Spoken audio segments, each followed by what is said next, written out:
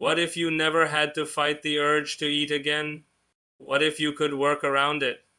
You know the feeling, stress, loneliness, or boredom hits. The next thing you know, you're in the kitchen, you're not even hungry, you just want to feel better, but then the guilt hits, and that guilt feels awful. If that sounds like you, please keep listening. This was my life for years. This picture.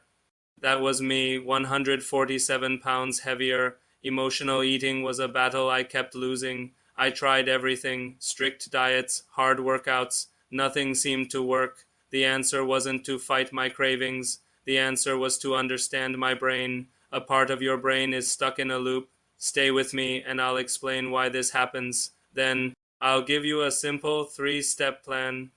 It's the same plan I used to finally break the cycle and change my life. First, I need you to hear this. You are not weak. You do not lack willpower. This is not about your character. It's a habit locked in your brain. Emotional eating is just your brain's old, outdated way of solving a problem. It uses food to make you feel better. When you're sad or stressed, here's the simple science. When you feel stressed, your body sounds an alarm. A stress chemical floods your system. That chemical wants quick energy, so it screams for sugar and fat. These are feel-good foods. When you eat those foods, your brain releases a feel-good chemical. It feels like a reward. Your brain learns this pattern very quickly. Feel bad, eat food, feel better. This pattern becomes a powerful habit, like a shortcut in your brain. It feels automatic because it is automatic. But here's the good news. We are not going to fight this old habit. We are going to build a new one. So how do we build that new habit? This has nothing to do with another diet. You need a new plan for your brain. This is the simple 3-step process that finally worked for me.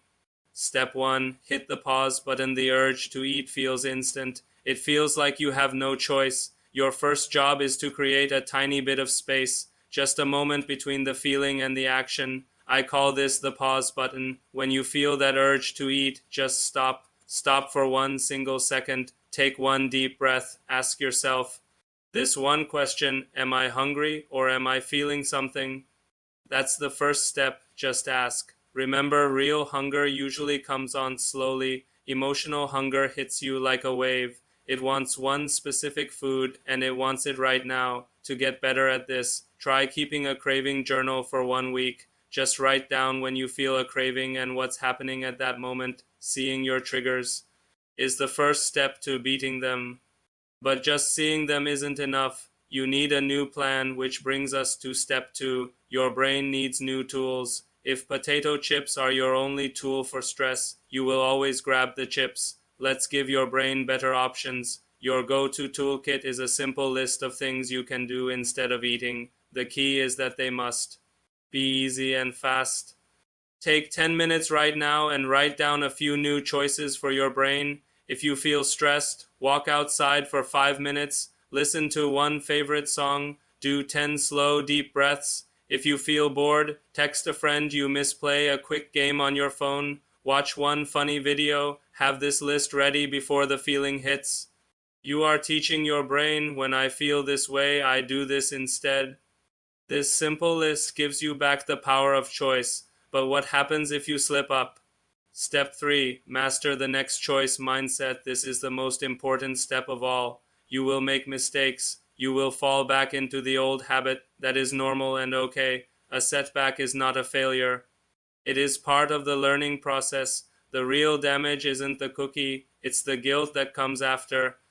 Guilt is a powerful trigger that throws you right back into the emotional eating cycle. So your new rule is the next choice mindset. After you make a mistake, do not judge yourself. Instead of saying, I have no willpower, I want you to say this: okay, that happened. I felt a big feeling and used an old tool. My next choice will be a better one.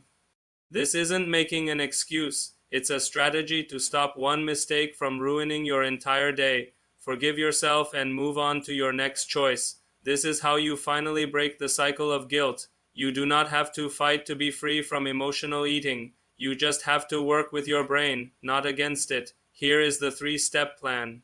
One more time, hit the pause button to see what you're really feeling.